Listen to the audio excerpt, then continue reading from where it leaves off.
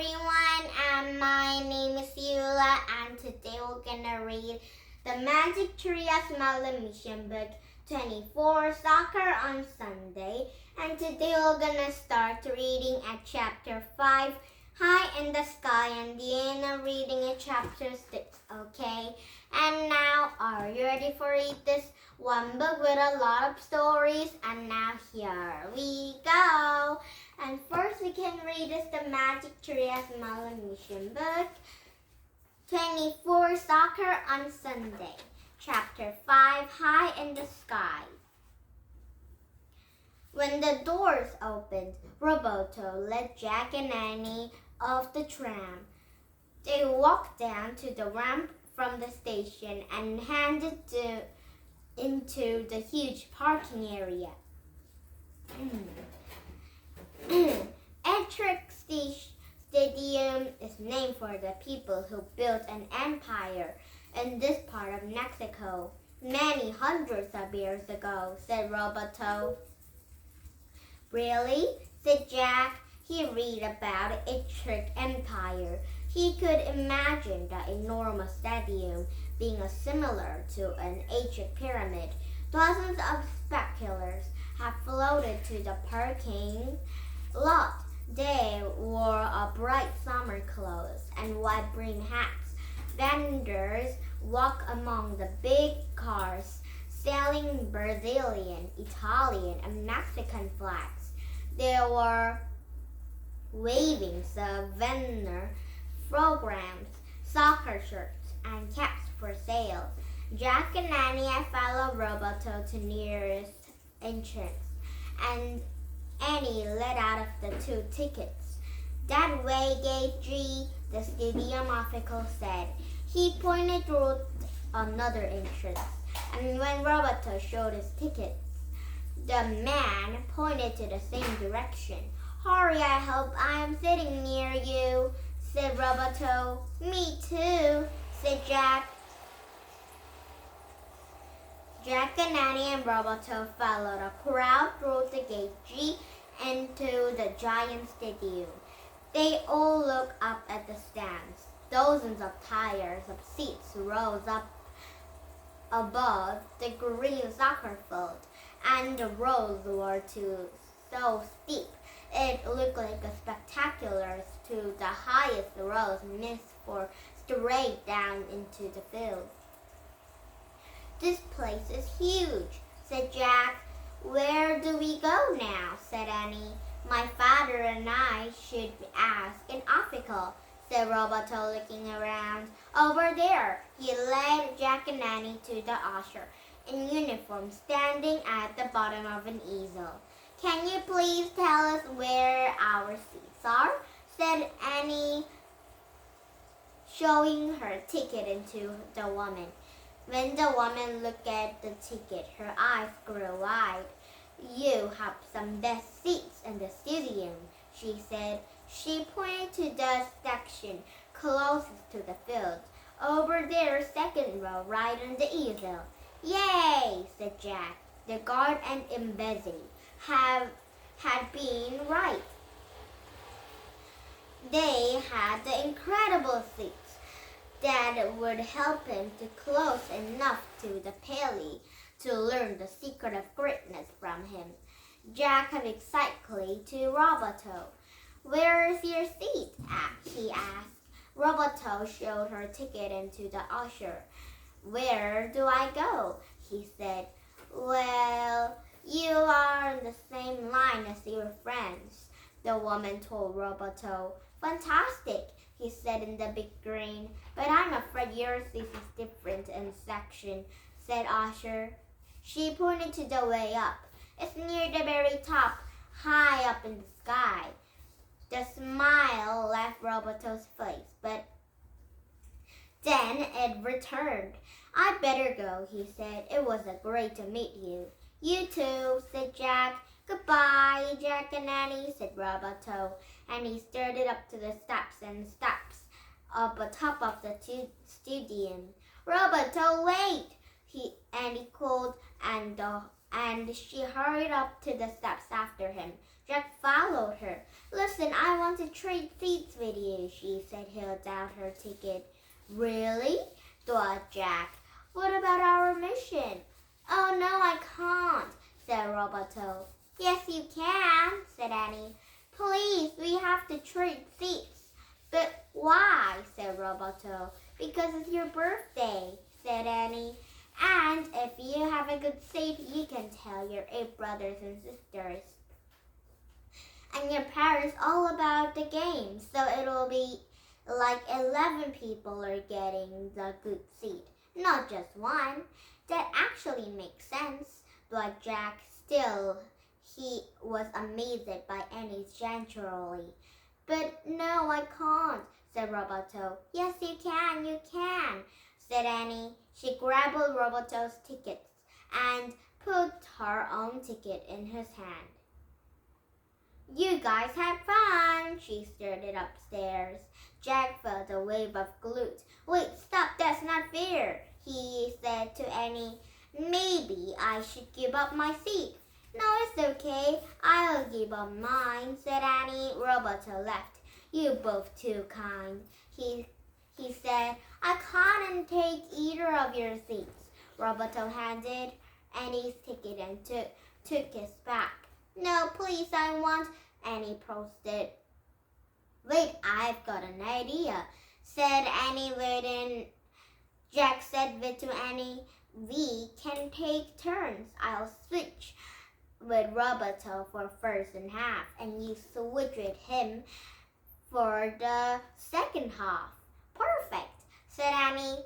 That way Roboto can get a great view of the whole game, and you and I will each take a great view of in half time.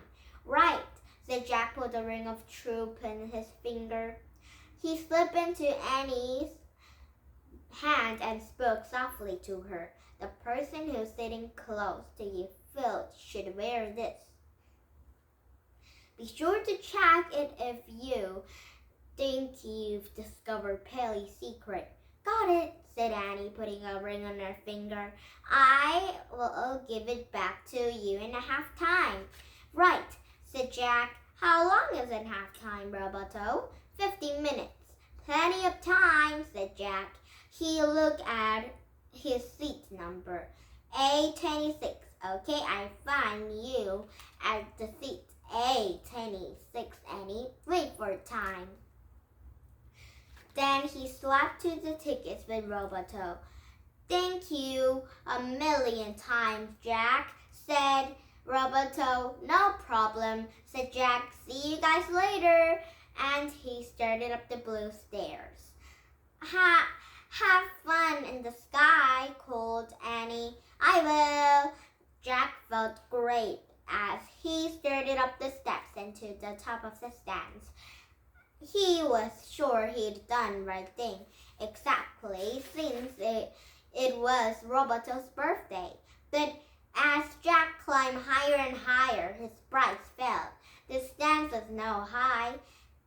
He wondered if he'd be able to see anything by the time he reached into the top rows. He was out of breath. He showed the ticket to an usher. She pointed to the word seat and then squished into past people cosplayed on the bench. From his seat, he felt looking a million miles away. How can anyone enjoy the game from up here, he wondered. He wished a huge stadium screens had been invented so everyone could see the game well. The spectaculars have around Jack to see him having good time anyway. The couple of their 2 children are eating tacos and drinking sodas. Another are waving small spectacular flags. A teenage boy next to Jack was looking a pair of large binoculars. A man with a bushy mustache held a scratchy-sounding portable radio. Jack could hear the sportscaster through the through the statue. Final word of a championship. 1 billion of people are around the world are watching into the television, and one of 100,000 of spectators are here in Ettrick Stadium today. Here they come, he shouted, the boy looking through binoculars. Suddenly, all the spectators set out into the row, and the two soccer teams are rolling out of the field. Italy, incredible team, had a blue shirts and white shorts, said the teenager with the binocular, shouted. Brazil's beautiful team, yellow shirts, blue shirts, Pele's number 10.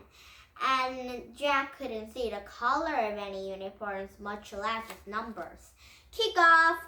And there Pele goes, the commentator quickly radio yelled. Pele, there, where?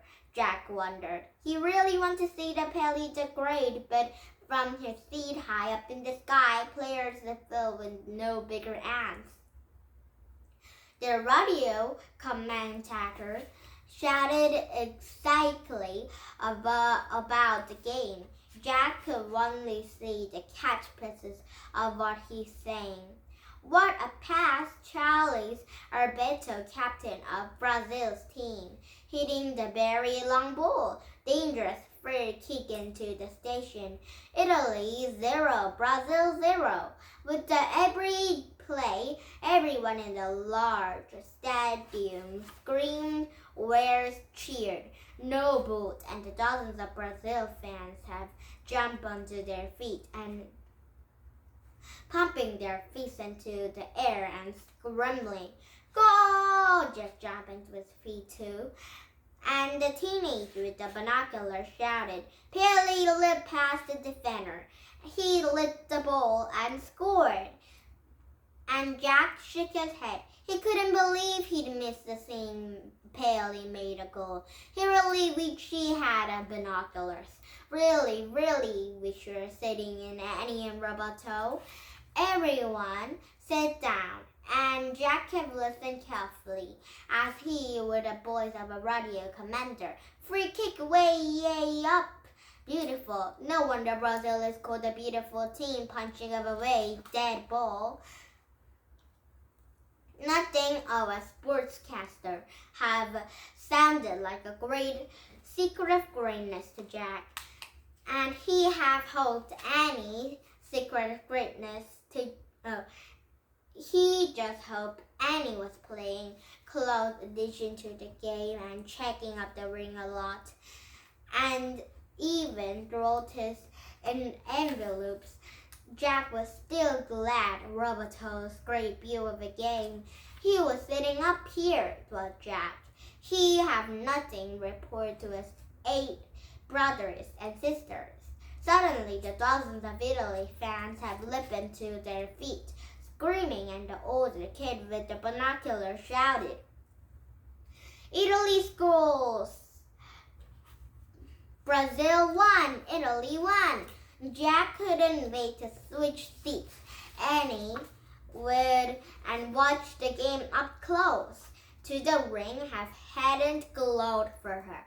It will be fun to him. As soon as the radio announcer said, half time, Jack looked at his watch. It was 12:45. He had 15 times to find Annie and Roboto. Jack squeezed past the people sitting in his row and took off the past mountains upstairs. Now it's chapter 6. Annie, Roboto. Oh, I think Jack have missed Annie and Roboto, and Annie and Roboto have gone to somewhere else. So maybe Jack will gonna find them another time, but maybe tomorrow we get a new book and a new stories, because today is Friday and I can read this book, all of them. Now, did you have fun? US English Country will be come back with some new book and new stories. It's just maybe.